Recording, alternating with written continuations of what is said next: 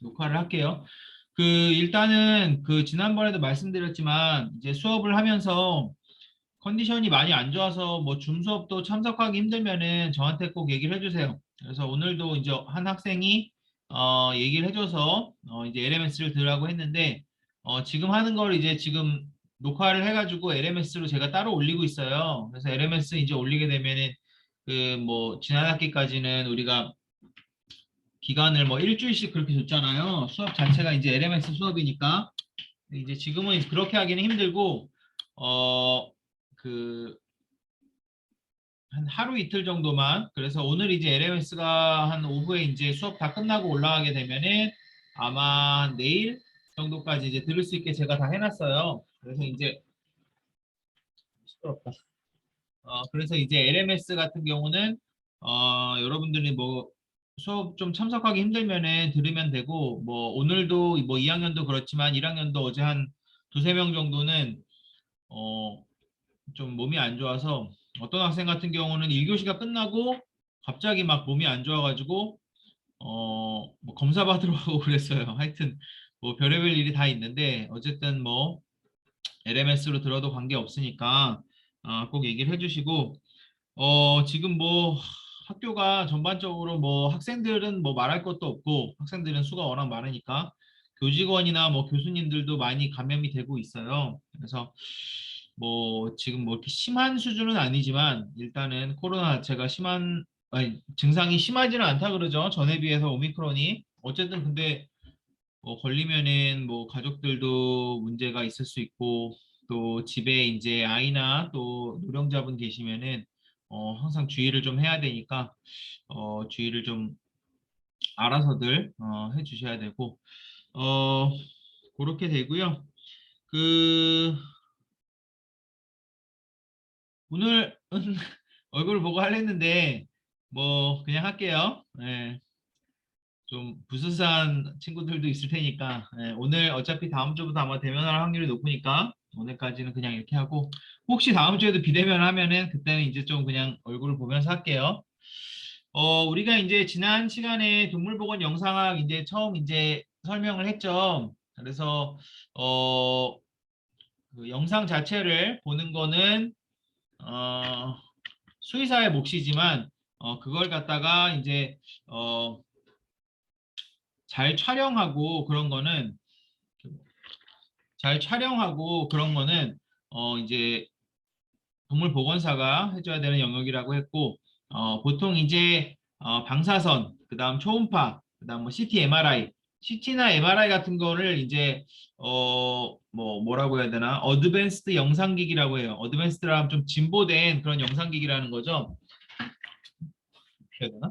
뒤에 자꾸 빛이 너무 저기 해갖고 그래서 이 되게 어렵네. 이게 낫겠다. 어드밴스드 된 영상기기라고 하는데, 그거 같은 경우는, 조금 다루기가 이렇게 쉽진 않아요. 가격도 굉장히 비싸고. 근데 이제 다른 거, 그리고 이제 보편적으로 있지도 않죠. 요새 CT는 많이 들어가 있긴 하지만. 그래서 이제 여러분들이 적어도 엑스레이, 방사선 사진 찍는 거는 좀, 익숙해져야 된다고 말씀을 드렸고, 이제 PPT를 보면서 진행을 하도록 하겠습니다.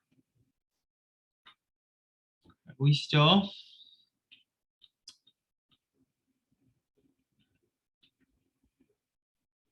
자, 그래서 뭐 지난 시간에 딱히 이렇게 뭐 진도를 많이 나가지는 않았죠. 그래서 이 테크니션이 담당하는 게 보통 일반적인 그 엑스레이, 엑스레이를 하게 되면 그냥 촬영을 할 수도 있고 조형 검사라는 걸 할 수도 있다 그랬죠. 특히 이제 개는 그 고양이도 뭐 그렇지만 이물을 많이 이제 섭취를 해요.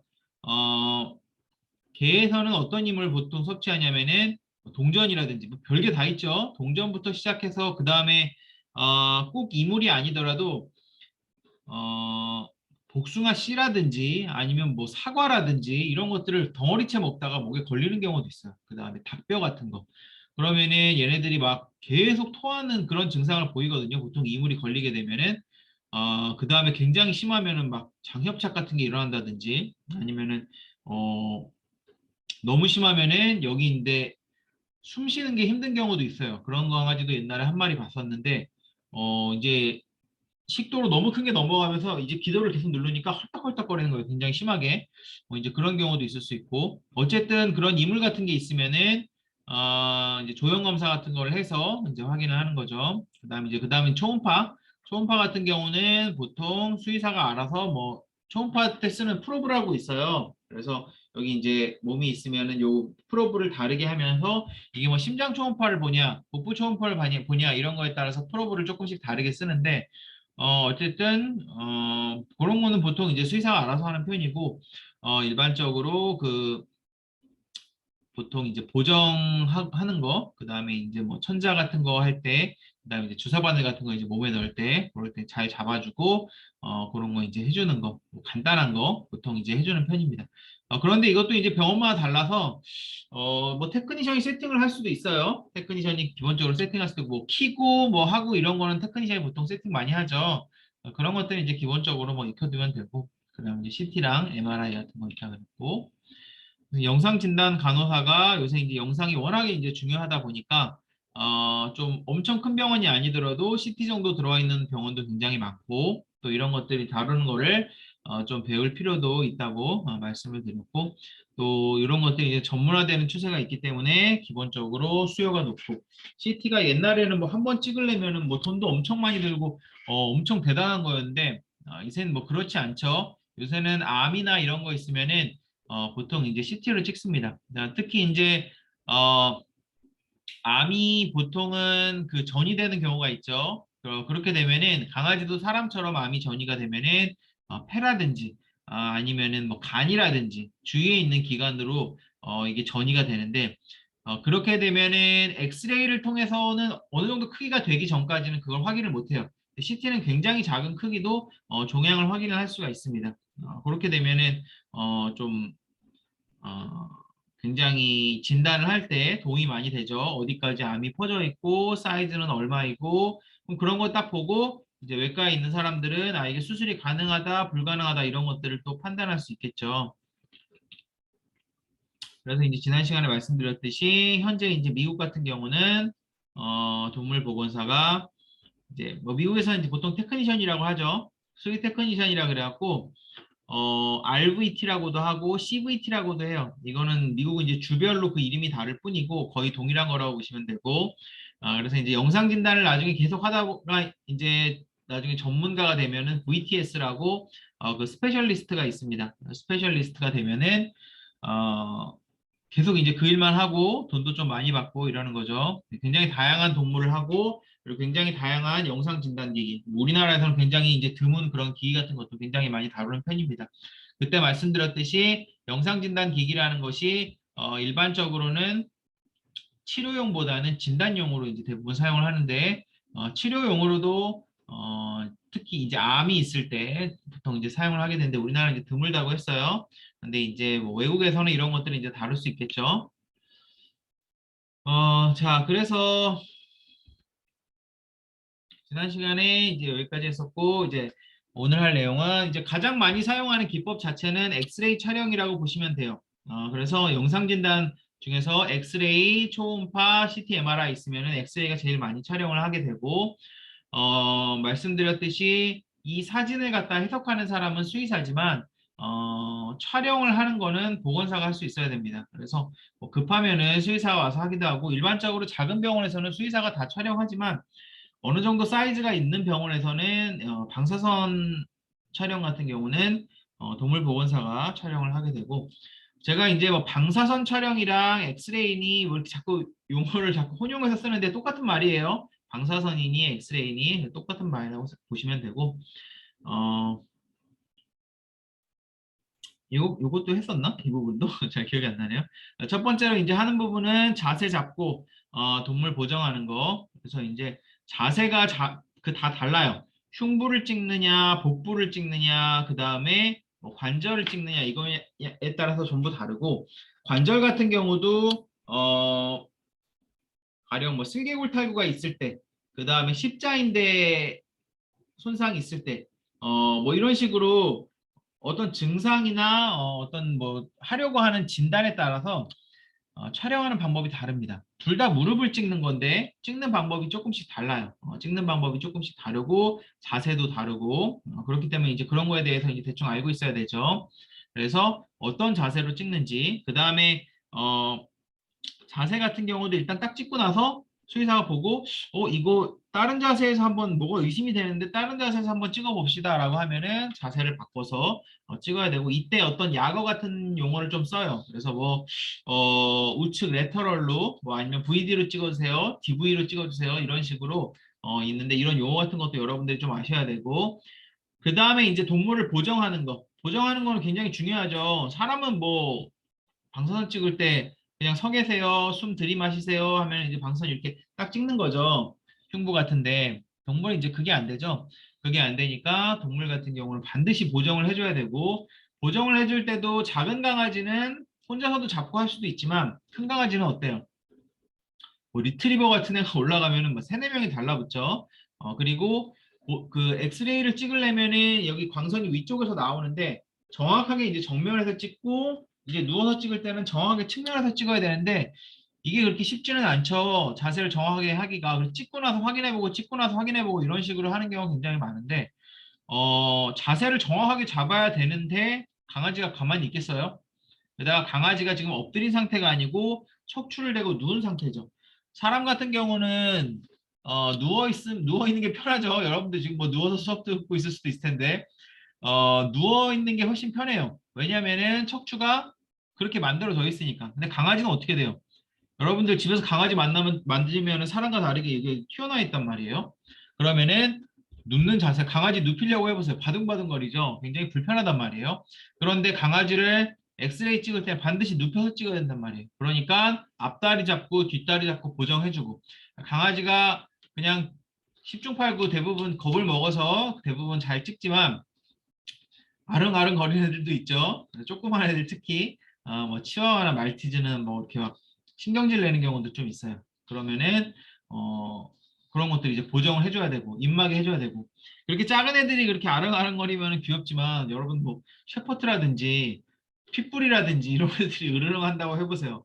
그때는 이제 생명의 위협을 느끼는 거죠. 그래서 보정도 굉장히 중요한 파트고 보정하는 방법도 다 따로 있습니다. 그래서 보정도 굉장히 주의해서 잘 하셔야 되는 부분이고 그래서 사람과 다르게 자세 잡는 부분이나 보정하는 부분이 추가가 되기 때문에 조금 동물 방사선 찍는 게 어려운 부분이 있고 그 다음 이제 노출 조건을 조정을 해야 되죠. 노출 조건이라는 거는 말씀드렸듯이 여러분들 사진 한 장 찍을 때도 뭐 빛이라든지 뭐 광원이라든지 그다음 이제 역광인지 이런 것들 다 일일이 체크해서 찍잖아요. 그런데 이거는 진단을 위한 사진이기 때문에 일반적인 사진보다 더 정확하게 찍어야 돼요. 그러니까 일반적인 사진 찍을 때는 뭐 사진이 잘 안 나오면 그냥 안 나오고 마는 거지만 진단 같은 경우는 이런 게 흐릿하거나 제대로 안 나오면 오진이 생기는 거죠. 그렇기 때문에 노출 조건을 정확하게 잡아서 해야 됩니다. 노출 조건을 완전히 정확하게 잡기 어려운 경우도 굉장히 많아요. 강아지가 몸이 생김새가 다르고, 어, 사람과 다르게 구조가 좀 다르다 보니까 어떤 애들은 뭐 가슴이 깊은 애들도 있어요. 흉곽이 깊은 애들도 있고, 어떤 애들은 이렇게 뭐 드럼통처럼 된 애들도 있고, 그런 거에 따라서 흉부를 찍을 때 빛이 이제 일괄적으로 우리가 체중에 따라서 그런 것들 조절하기가 쉽지가 않아요. 체형이 조금씩 다르기 때문에 강아지는. 그래서 찍어보고 확인해보고 찍어보고 확인해보고 이런 경우도 굉장히 많습니다. 그래서 여러분들이 좀 노출 조건을 이론적으로도 알아야 되고 경험을 통해서도 이 정도면은 뭐를 높여줘야겠다, 낮춰줘야겠다 이런 것들 좀 알아야 되고 그다음에 이제 필요할 때 재촬영하는 부분이 많습니다. 어디가 문제인지 좀 파악을 해가지고 이제 촬영을 하고 나서 방금 말씀드렸듯이 지금 노출 조건에서 뭐를 좀 올려야겠네, 뭐 마스를 올려야겠네, 뭐 이런 식으로 해서 재촬영을 해야 되고 딱 보면은 자세가 삐뚤어졌다. 뭐 그다음에 흉부나 복부를 찍을 때 나와야 되는 범위가 있어요. 가령 흉곽 같은 경우는 폐가 전부 다 나와야 되고 심장도 나와야 됩니다. 만약에 심장이 잘려 있거나 폐가 잘려 있으면 재촬영해야 되는 거죠. 재촬영해야 되는데 여러분들이 이거를 촬영을 할 때 뭐가 잘못됐는지 모르면은 대충 잘 나온 것 같다고 이거 수의사한테 갖다 주면은 수의사가 지금 여기가 잘렸기 때문에 다시 찍어야 됩니다. 그러면 강아지를 보호자한테 가가지고 아이고 죄송합니다. 강아지 다시 찍어야 됩니다. 강아지는 또 스트레스 많이 받고 그리고 바쁜데 굉장히 뭐 다른 강아지도 찍어야 되는데 그렇게 되면 문제가 생길 수 있죠. 그래서 여러분이 딱 찍고 나서 이거는 촬영이 잘 된 거다, 안 된 거다라는 거 정확하게 판단할 수 있어야 돼요. 재촬영하는 거는 문제가 아닌데, 재촬영을 하는 건 문제가 아니지만, 여러분들이 이게 어디가 문제인지도 모르고, 제대로 못 찍은 건데도 이걸 제대로 찍은 줄 알고 뭐 다른 사람한테 진단해달라고 갖다 줬다. 그러면은 이제 문제가 생길 수 있는 거죠. 그래서 딱 찍고 나서는 이 촬영이 잘 된 거다, 안 된 거다, 이거를 판단을 할 수 있어야 됩니다. 그래서 여러분들이 이제 중간고사나 이제 기말고사를 볼 때도 그렇고, 제가 수업을 할 때도 그렇고, 사진을 뭐 제가 가급적이 많이 넣었어요. 그래서 그걸 딱 보고 이게 잘 된 거다, 안 된 거다, 이런 것들을 판단을 할 수 있어야 됩니다. 그래서 여러분들이 보고 나서 뭐 얘가 무슨 질병이 있다, 이런 것들은 여러분들의 관심사가 아니에요. 촬영이 잘 됐는지 안 됐는지만 여러분들은 확인을 하면 됩니다. 몇 가지 조건이 있으니까 그 조건만 알아두시면 되고, 그리고 아까 조형 촬영 말씀드렸죠. 강아지나 고양이가 이제 이물을 섭취했을 때 이제 조형 촬영을 이제 하게 됩니다. 강아지는 뭐 별걸 다 먹고, 고양이는 주로 뭐를 먹냐면은 어, 실이나 이런 이물들을 좀 먹는 경우가 있어요. 실 같은 거 이제 먹게 되면은 뭐 실 먹으면은 그냥 뭐 똥으로 나오겠지라고 생각할 수도 있겠지만, 실 먹으면 응급이에요. 응급. 굉장히 위험합니다. 장이 그냥 안에서 아코디언처럼 막 꼬여버려요. 그런 일이 생길 수 있기 때문에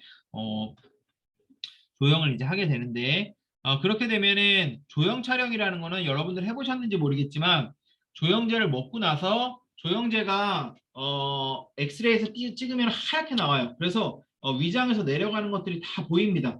그래서 조형제가 대신에 내려가는 시간이 있기 때문에, 만약에 내가 어떤 뭐 식도 같은 데를 찍고 싶다 그러면은 뭐 먹자마자 바로 찍어야 돼요. 그러니까 간격이 뭐 먹자마자 한 장 찍고 5분 있다 찍고 10분 있다 찍고 이런 식으로, 만약에 위나 뭐 장을 보자고 하면은 그다음 뭐 15분 있다 찍고 30분 있다 찍고 1시간 있다 찍고 2시간 있다 찍고 그다음 뭐 최대 이틀까지 그런 식으로 이제 찍는 거죠. 어쨌든 그 간격 같은 경우는 뭐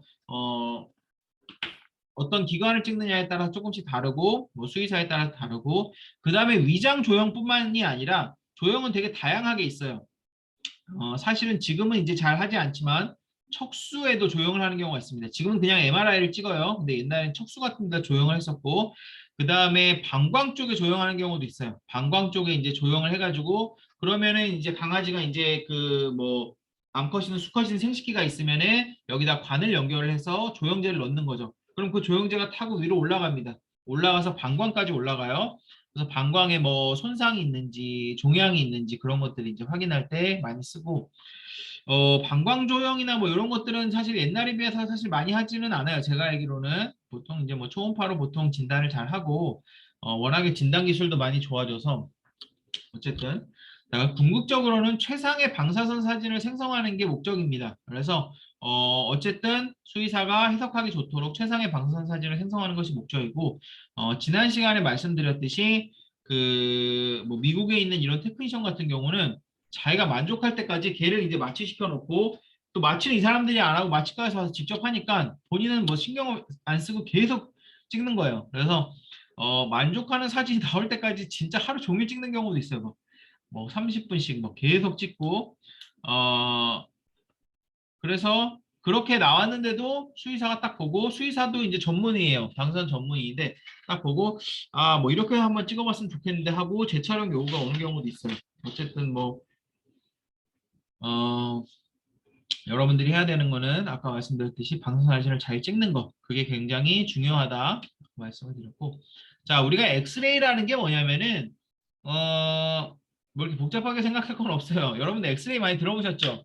한마디로 얘기해서 투과하는 광선이라고 그냥 보시면 돼요. 투과하는 광선인데, 자, 일반적으로 어떤 뭐 빛 같은 게 오면은 우리 몸에 막히잖아요. 그럼 우리 몸이 이제 빛나는 거 아니에요? 그죠? 우리 그다음 다른 사람들이 반사된 빛을 통해서 우리 모습을 볼 수가 있고, 근데 이 방사선은 이제 우연하게 이 렌트겐이라는 사람이 발견을 했는데, 보니까 자기 몸이 이렇게 막 어떻게 우연한 시기에 발견을 했고, 이런 것들은 뭐 여러분들 위키피디아나 아니면 구글 같은 데서 찾아보셔도 되는데, 자기 몸이 막 뼈도 나오고 이런 것들을 발견을 한 거예요. 처음에는 막 저승사자가 왔나 보다 이렇게 생각을 했는데, 나중에 이 과학적으로 이게 이제 그 X선, 그냥 뭔지 모르니까 X선이라고 한 거죠. 엑스레이라고, X광선이라고 이걸 명명을 해서 이걸 갖다가 자기 이제 와이프의 손을 갖다가 찍어줍니다. 그래서 이게 와이프의 손이에요. 보시면 뼈가 보이죠? 그 다음에 이게 반지입니다. 반지. 반지는 일반적으로 그 쇠보다 어떤 방사선에 있어서 아니 뼈보다 방사선에 있어서 어떤 밀도가 높다고 보시면 돼요. 쇠라든지 금속은. 그래서 이제 뭐 쇠보다 보통 까맣게 나오든지 더 까맣게 나오든지 더 하얗게 나오든지 뭐 그렇게 될 수 있고 지금 이제 손을 찍고 있죠.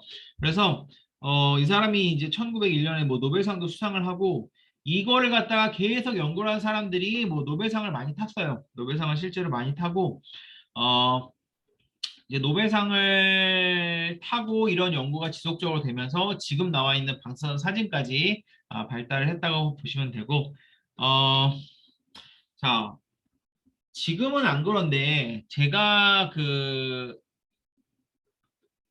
이제 대학 다닐 때만 해도 제가 있는 건국대학교 그 동물병원에 내려가면은 거기서는 방사선 사진을 어떻게 찍었냐면은 지금 이렇게 찍었어요. 여러분들은 잘 모르시겠지만 여러분들 아실 수도 있어요. 근데 아마 잘 모르실 거예요. 잘 모르시겠지만 이렇게 디지털로 갖다가 찍게 된 시점이 그렇게 오래되지 않았습니다. 디지털 카메라 자체가 나온 것도 사실 2000년대 이제 초중반에 딱 보급이 된 거고 그전에는 사실 필름 카메라를 거의 많이 찍었어요. 그래서 엑스레이도 마찬가지예요. 엑스레이도 촬영이기 때문에 이걸 갖다가 지금처럼 디지털로 막 수십 장을 찍는다 이런 것들은 옛날에는 상상을 못했고 옛날에는 한 장을 찍고 그 다음에 이걸 갖다가 현상실에 가지고 갑니다. 그 보통 동물병원에 그래서 옛날에 보면은 암실이 있어요. 암실. 암실에 들어가갖고 그 다음에 여러 과정이 있어요. 이걸 갖다가 뭐 세척하고 그 다음에 뭐 린스하고 그 다음에 뭐 디벨롭하고 뭐 이런 과정을 거쳐가지고 이런 사진을 뽑아내는 거예요. 사진을 뽑아낸 다음에 이제 형광이 비치는 데다가 딱 걸고 무슨 문제가 있는지 확인을 하는 거죠. 자, 그렇게 되면은 뭐가 남냐면은 이렇게 필름이 남아요. 필름. 엄청나게 많은 필름이 남습니다. 그러면은 지금은 여러분들이 이제 병원 가면은 차트가 전부 전자화 돼 있잖아요. 옛날에는 차트를 전부 수기로 했죠. 이렇게 그 전자화가 되기 전에는 차트를 전부 다 수기로 하는 데다가 진단을 했을 때 이런 필름 같은 것들도 뭐 동물별로 몇 장씩 다 남아 있는 거예요. 그러면은 이 의료 기록을 갖다가 다 이런 식으로 보관을 했습니다. 그래서 우리나라는 그렇지는 않을 거예요. 지금은 다 전자화가 돼 있든지 아니면은 시간이 지난 거는 아마 다 폐기를 했을 텐데, 그 제가 이제 미국에 있을 때 미국의 동물병원 같은 경우는 미국의 그 오클라호마 대학병원에 가면은 아예 이런 자료실이 따로 있어요. 자료실이 따로 있어서 기본적으로 다 문서로 보관하는 게 이만큼씩 다 동물마다 지금도 그렇게 보관하고 옛날 동물 같은 경우는 이런 식으로 필름 같은 것도 이제 다 보관을 하고 있는 거죠. 자, 그러면은 이렇게 찍을 때는 일단은 손이 굉장히 많이 가죠. 한 번 찍을 때마다 아까 말씀드렸듯이 현상하고 뭐 하고 하면은 암실이라는 공간도 필요하고 필름 값도 많이 들고 그 다음에 이거를 갖다가 인터넷으로 이제 컴퓨터로 볼 수가 없으니까 일일이 다 이게 그 형광 있는데 꼽아서 보고 그 다음에 이게 문제가 뭐예요? 재촬영이 안 돼요. 재촬영이 안 된다기보다는 엄청 번거롭죠. 이거를 다 지금 사진을 일단 확인을 다 하고 나서 새로 찍어야겠다. 다시 찍어야겠다. 아니면 너무 어둡다. 아니면 현상이 너무 안 됐다. 이런 것들을 파악할 수 있으니까 자 다시 찍읍시다 하고 다시 들어가서 어, 뭐 처음부터 자세 다시 잡고 그러니까 실시간으로 확인이 안 되는 그런 단점이 있었어요. 근데 이제 지금은 그런 문제들이 사실은 다 극복이 된 게 디지털 엑스레이가 나오면서 그런 문제들이 없다고 보시면 됩니다. 그래서 옛날엔 이랬다, 라떼는 뭐 이런 거라고 보시면 되고 자 지금 나오는 엑스레이는 다 조그만 모니터가 하나씩 붙어 있어요. 그 저희가 가지고 있는 모형 엑스레이는 사실 모니터는 없어요. 그래서 말 그대로 그냥 그 최소 기준을 만족하는 모형 엑스레이라고 보시면 되고 다만 여러분들이 나중에 현장 실습 같은 거 가서 보시면은 이렇게 조그만 모니터가 붙어 있습니다. 찍자마자 실시간으로 어떻게 찍었는지 나와요. 어떻게 찍었는지 나오고 어 그다음에 여기 이제 보시면은 뭐 이게 오른쪽인지 왼쪽인지 이런 표시 같은 것도 해줘야 되잖아요. 그래서 그런 것들도 옛날에는 일일이 이제 보시면 여기 이거 뭘까요, 이거? 이게 알파벳 R이에요, R. 이걸 갖다가 찍을 때든 어떻게 할 때든 어떤 지금 보시면 제 생각에는 아마 이렇게 길쭉한 그 뭐라고 그러죠? 조그만 철판 같은 거, 얇은 철판 같은 거, R이라고 구멍이 나 있는 철판을 갖다가 제 생각에는 아마 여기다가 이렇게 살짝 넣었을 거예요. 살짝 이렇게 넣어갖고 같이 촬영을 합니다. 그런데 지금은 R을 원하는 데다가 넣을 수 있어요. 이렇게.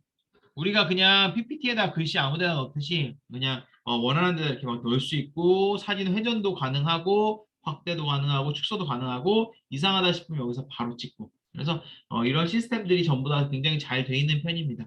그래서 지금 찍는 거는 여러분들이 이전에 비해서 훨씬 더 난이도가 줄어들었다라고 보시면 되고 자, 기본적인 엑스레이의 원리에 대해서 이제 설명을 해드릴게요. 자, 아까 이 렌트겐이라는 사람이 본 거 보니까 막 여기서 무슨 기계 장치에 의해서 자, 손을 여기서 찍으니까 광선이 어디서 나오겠어요? 여기서 나오는 거죠. 그래서 엑스레이는 이 엑스레이가 나오는 이 광선이 있습니다. 광선이 나오는 어떤 기계가 있어야 돼요. 이걸 갖다 우리가 뭐라 부르냐면 튜브라 불러요. 이게 튜브예요, 튜브.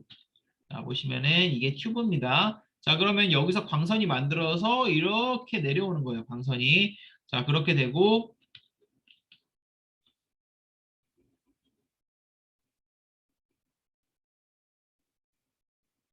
네, 광선이 그런 식으로 내려오고 그 다음에 여기 이제 튜브가 있으면은 튜브에서 광선이 아래쪽으로 밑으로 이렇게 내려오게 됩니다.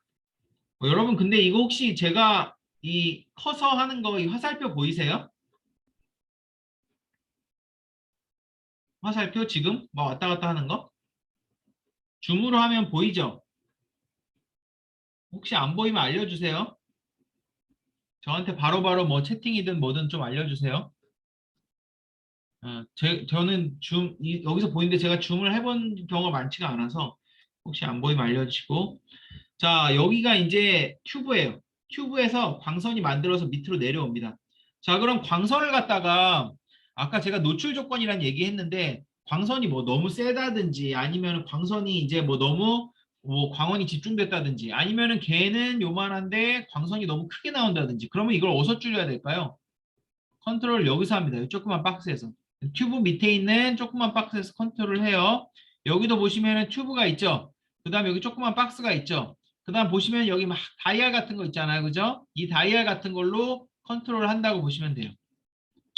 그래서 이 안에서 지금 무슨 일이 벌어지고 있냐면은 이 엑스레이 광선이 어떤 식으로 만들어지냐면은 여기 캐소드라는 음극이 있어요. 그 다음 애노드라는 양극이 있습니다. 음극에서 양극으로 저도 이 물리학 이런 원리는 잘 몰라요. 그냥 이렇다고만 알아두세요. 전자가 아주 세게 때립니다. 굉장히 세게 때려요. 그래서 이게 지금 뭘로 돼 있냐면은 텅스텐으로 돼 있어요. 이거를 갖다가 빵 하고 엄청난 속력으로 전자가 나오면서 여기 이제 필라멘트를 통해서 빵 하고 나오면은 얘가 지금 보시면 일렉트론 스트림이라고 돼 있는데 이게 무슨 뜻이냐면 일렉트론이 전자예요. 스트림은 하천이라는 뜻이죠.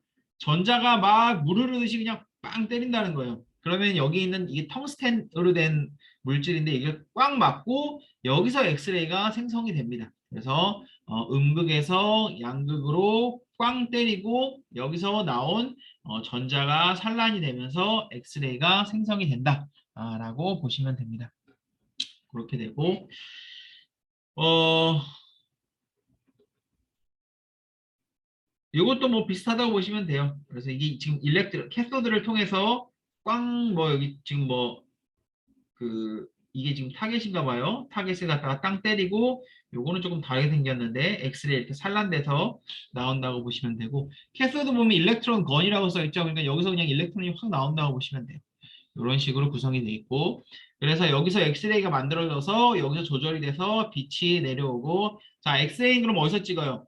광선이 위에서 아래로 떨어지니까 동물은 여기 누워 있어야 되죠. 사람도 마찬가지고 자 사람 같은 경우는 보통 어떻게 찍죠? 서 있으라고 그러죠. 사람은 누워서 찍나요? 안 그렇단 말이에요. 사람은 일반적으로 서서 찍죠. 그래서 사람 같은 경우는 이게 옆으로 돼 있고 보통 눕는 게 아니고 서게 되는 거죠. 그래서 옆으로 이렇게 광선이 나와서 이제 사람을 찍는 모습이 되는 거고 대신에 이제 엑스레이도 이제 사람도 누워서 찍는 것도 있어요. 굉장히 뭐 큰 거, 그런 거는 이제 누워서 찍을 수 있고 그래서 그런 것들은 동물 할 때도 씁니다. 그래서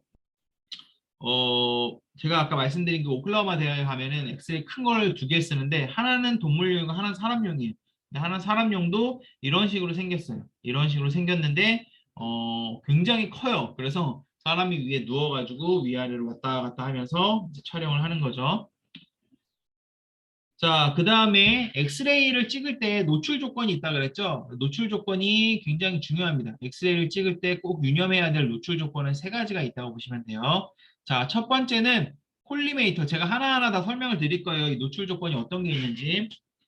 첫 번째는 이 콜리메이터라는 게 있어요. 콜리메이터라고도 하고 용어가 좀 많이 다른데 시준기라는 표현도 씁니다. 시준기. 그래서 콜리메이터, 시준기 뭐 다양한 이제 표현을 쓸 수가 있고 일단은 이 콜리메이터라는 거는 뒤에서 설명을 하겠지만 사진이 찍히는 범위예요. 그래서 여러분들 강아지가 그 사람도 마찬가지죠. 아기랑 건장한 청년이랑 몸의 크기가 다르단 말이에요. 그죠? 동물도 마찬가지예요. 동물은 다 성체임에도 불구하고 뭐 치와와랑 뭐 셰퍼드랑 크기가 완전히 다르죠. 그러면은 여러분들 이제 찍을 때 셰퍼드 찍는 범위로 치와와를 찍으면 어떻게 돼요? 범위는 이만큼 되는데 치와와는 요만하게 나온단 말이에요. 그러니까 이 콜리메이터 자체를 치아와에 맞게 조그맣게 조정을 해줘야 됩니다. 그래서 이 콜리메이터라는 건 사진이 찍히는 범위라고 보시면 돼요. 자, 일단은 범위가 커도 치아가 요만하고 뭐 사진 범위가 이만해도 치아가 잘만 나오면 상관이 없는데 범위가 쓸데없이 너무 커버리면 빛이 심하게 산란이 돼갖고 사진이 퍼져버려요. 해석이 잘 안 되는 거죠. 일단은 사진이 작아서 보이지도 않겠지만 사진이 너무 퍼져서 해석하는데 어려움이 있다. 그래서 부위에 맞게 해야 됩니다. 강아지가 작으면 콜리메이터를 작게, 강아지가 크면 콜리메이터를 크게. 그래서 콜리메이터를 한번 볼게요, 먼저. 자, 콜리메이터는 아까 말씀드렸을 때 위에 튜브가 있었죠? 여기 조절하는 게 있어요. 이 조절하는 게 뭐를 조절하냐면 바로 콜리메이터를 조절하는 겁니다. 그래서 콜리메이터를 갖다가 이게 좌우로 위아래로 이런 식으로 조절할 수가 있어요. 이쪽에서 빛이 이렇게 나오는데 자, 빛을 이 범위를 갖다가 가로 세로를 조절할 수 있는 거예요. 그래서 얘를 갖다가 많이 돌리면은 이렇게 조그맣던 게 이렇게 크게 확대가 됩니다. 아까 말씀드렸듯이 만약에 내가 치와와를 찍는다. 요만하게 찍으면 되겠죠? 그러면은 이번에는 여기는 뭐 셰퍼드까지는 아니고 뭐한 셰퍼드 찍을 수도 있겠네요. 어차피 흉부나 복부만 찍을 테니까 셰퍼드를 찍는다. 그럼 범위를 이만하게 해야 되는 거죠. 그렇죠? 만약에 내가 셰퍼드를 찍는데 범위를 요만하게 해놓으면 셰퍼드가 이만하게 사진이 흉부가 나와야 되는데 요만하게 나온단 말이에요. 반대로 이렇게 큰 데다가 치아를 찍으면 아까 말씀드렸듯이 사진이 화질이 좋지가 못합니다. 그런 단점이 있으니까 요걸 갖다가 빛이 여기서 이제 나오니까 나오는 양을 조절을 해주는 거죠. 얘를 갖다 다이얼을 이리 돌리고 저리 돌리고 하면서 이 빛의 양을 조절을 해준다고 보시면 됩니다.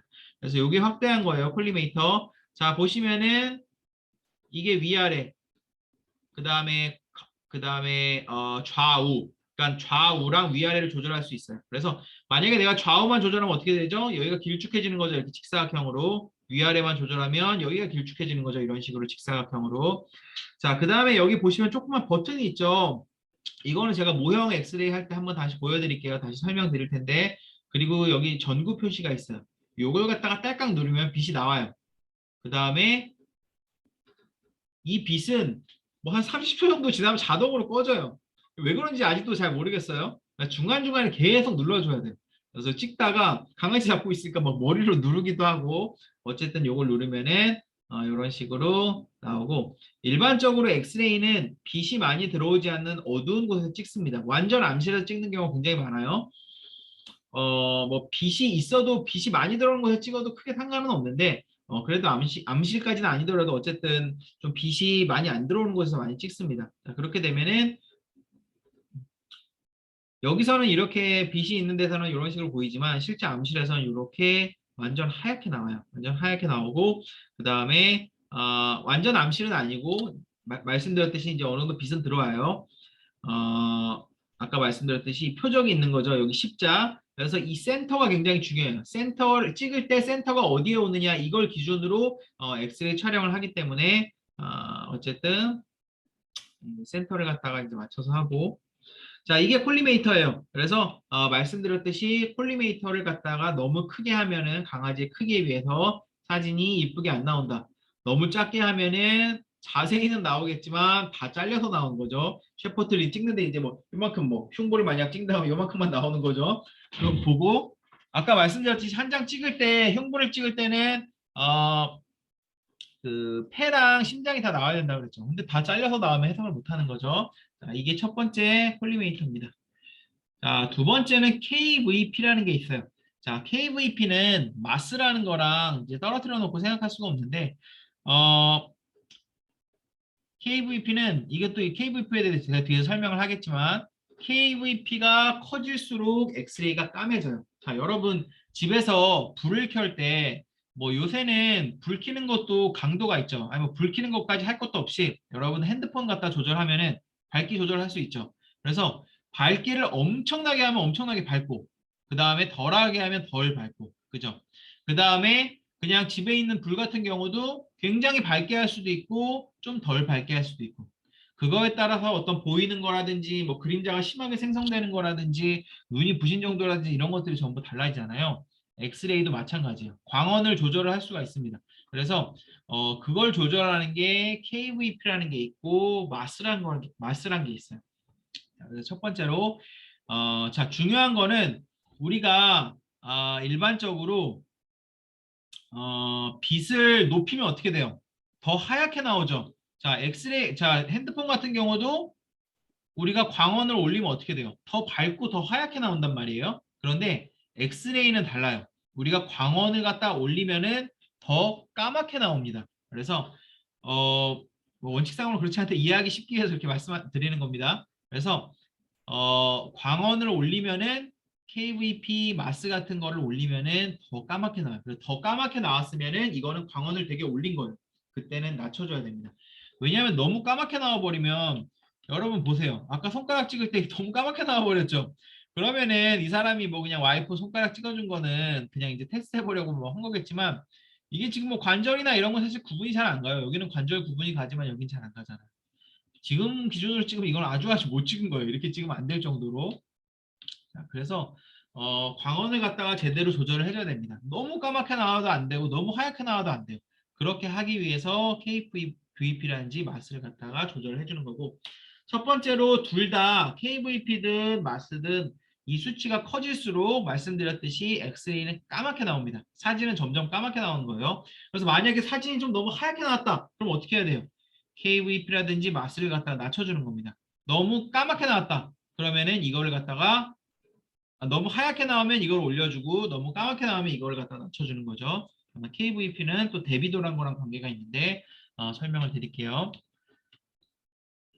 이거는 이제 콜리메이터 한 장 더 있었네.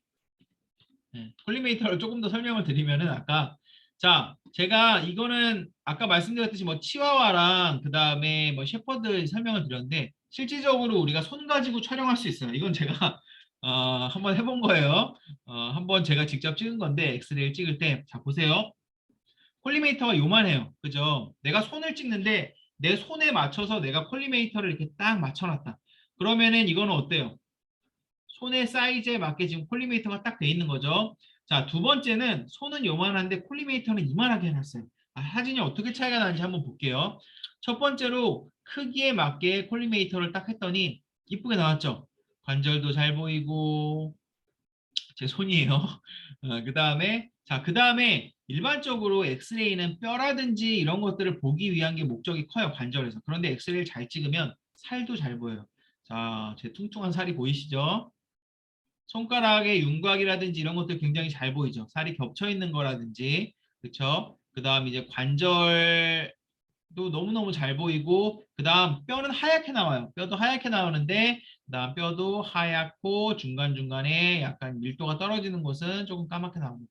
굉장히 잘 찍혔고, 심지어 뭐까지 보이냐면 여러분들 손톱 보이세요? 손톱? 손톱도 보입니다. 손톱도 보이고 되게 잘 찍혔어요. 자, 그런데 이렇게 콜리메이터를 넓게 잡고 손을 찍다 보니까 자, 얼핏 보기에는 비슷해 보이는데 어때요? 이 사진에 비해서 이 사진은 얘는 지금 뼈는 잘 보이죠? 근데 살이 보여요? 우리가 이걸 연부 조직이라 그러는데 엑스레이를 찍을 때 연부 조직은 잘 안 보여요. 그죠? 윤곽도 안 보이고 뼈는 어느 정도 잘 보이지만 윤곽도 잘 안 보이고 이 끝으로 가다 보면은 얘가 더 깔끔하고 정확하게 나왔어요. 그죠? 그래서 지금 보여드렸다시피 지금 콜리메이터를 갖다 너무 넓게 잡아버리면 범위를 넓게 잡아버리면은 사진이 이쁘게 안 나옵니다. 사진이 선명하게 안 나오고 장기도 다 볼 수가 없어요.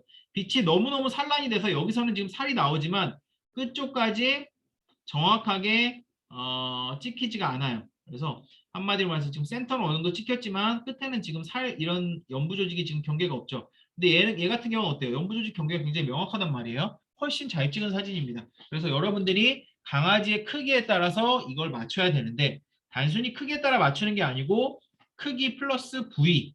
그래서 가령 강아지가 만약에 이만한 강아지다. 그럼 콜리메이터를 이만하게 해야 되나요? 아닙니다. 왜냐하면 흉부라든지 복부라든지 장기만 찍기 때문에 딱 그 강아지의 흉부에 맞춰서 사이즈를 딱 하면 돼요. 그러면은 우리가 흉부를 찍는데 흉부가 경계가 있어요? 겉에서 봤을 때? 흉부 경계를 어떤 식으로 지을 수 있어요? 되게 어렵단 말이에요. 그죠? 지금 목부터 시작해서 흉부, 복부로 내려가는데 흉부 경계를 그나마 지을 수 있는 거는 강아지의 젖꼭지를 통해서는 지을 수 있어요. 강아지가 젖꼭지가 이렇게 뭐 보통 뭐 5쌍 정도 된다고 하면 근데 이것도 강아지마다 전부 다 다르고 그 다음에 뭐 출산을 했으면 또 다를 수도 있고 여러분들 집에서 강아지 키워보시면 아시겠지만 이게 보통은 뭐 사람처럼 대칭이 돼 있는 게 아니고 뭐 또 대칭이 안 돼 있고 굉장히 어려워요. 그래서 강아지마다 다르고 그런 부분이 있기 때문에 흉부를 만약에 찍는다고 해도 경계를 잡기가 굉장히 어렵습니다. 그래서 보통은 만져보면서 뼈를 통해서 경계를 정해요. 어쨌든 할 때 보시면은 강아지의 크기, 그 다음 부위에 맞춰서 이 콜리메이터를 갖다 조절을 해야 돼요. 그 조절하는 방법은 뒤에서 이제 계속 나와요. 자, 그 다음에 이제 KVP 설명하다가 말았는데, 자, KVP는 이거 뭐 이런 것도 되거든요. 찍으려는 부위에 콜리메이터를 가장 정확하게 맞추는 것이 좋다. 자, KVP라는 건 뭐냐면은, 자, 제가 아까 설명드렸죠. 캐소드에서 어노드로 전자를 갖다가 엄청 세게 때리는데, 여러분, 우리도 보시면은 전압이라고 있죠. 전압도 있고 막 전류도 있고 하는데, 강하게 전압을 갖다가 걸어주면 어떻게 되겠어요? 그럼 스트림이 아까 그, 뭐, 개천 이런 뜻이라 그랬죠? 여기 전하가 물처럼 막 흐르는데, 이걸 갖다 전압을 세게 걸어주면은 엄청 세게